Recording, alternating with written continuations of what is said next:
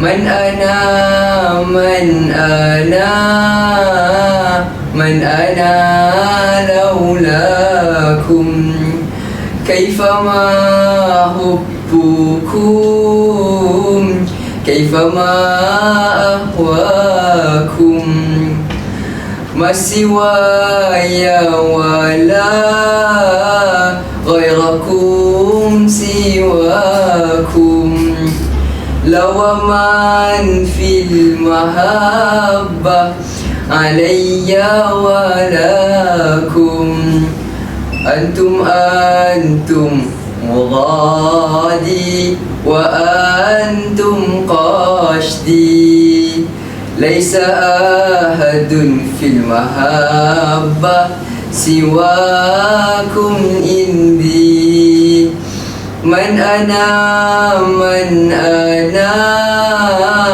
من أنا لولاكم كيفما حبكم كيفما أهواكم.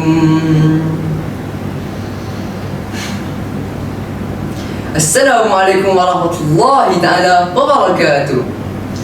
I, Muhammad Arif bin Muhammad Nur Fairuz, proudly representing Sekolah Menengah Islam Hidayah Johor Bahru, standing before you to deliver my speech entitled Embracing Adab Towards Teachers.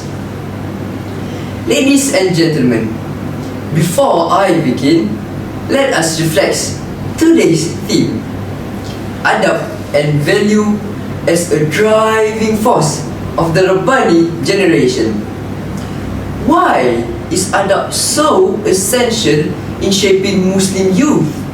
Well, the answer lies in the example of the most well-mannered man who has ever walked on this earth, our beloved Prophet Muhammad sallallahu alaihi wasallam.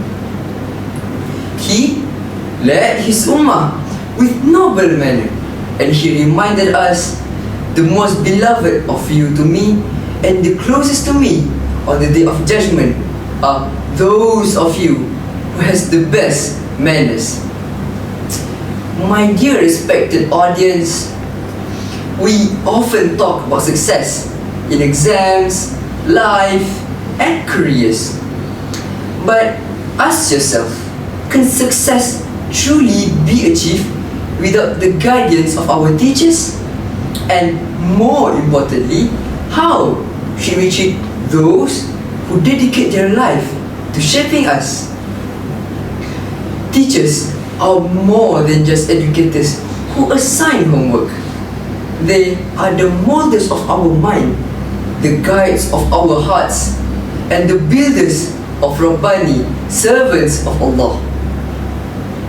Therefore, adab towards teachers is not a choice, it is an obligation.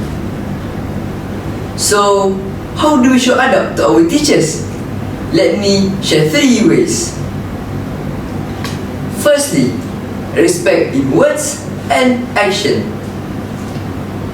Speak politely, listen attentively, and never raise our voices.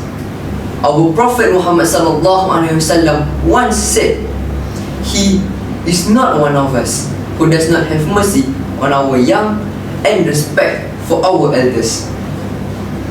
Truly, teachers are our elders in knowledge and wisdom. Secondly, gratitude and appreciation.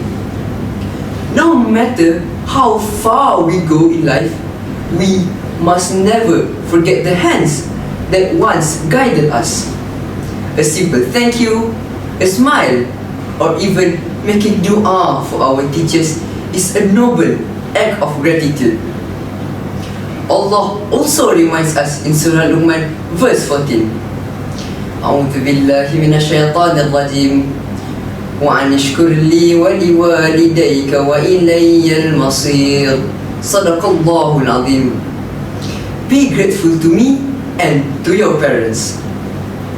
In this verse, Allah asks us to be grateful to Him and to our parents.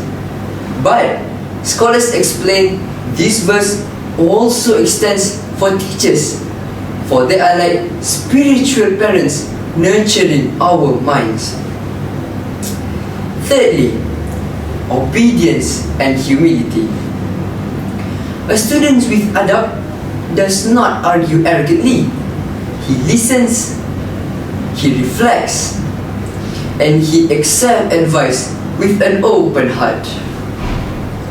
Imam al-Shafi'i once said about his teacher, Imam al-Maliki, I would turn the pages of my book really softly in his presence out of respect for him.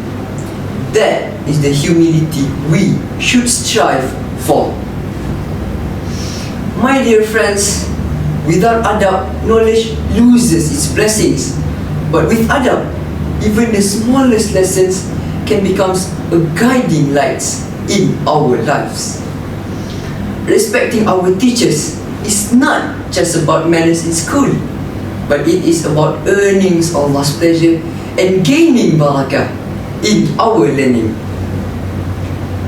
So, let us be students who honor our teachers, not just with our words, but with our character. Remember, success is not only measured by grades alone, but also by how much adab we carry in our hearts. To all dedicated Murabbi out there who are passionately building the Rabbani generation, from the bottom of my heart, thank you so much for all that you do. May Allah continue to bless you. Wabillahi taufiq wal hidayah. Wassalamualaikum warahmatullahi ta'ala wabarakatuh.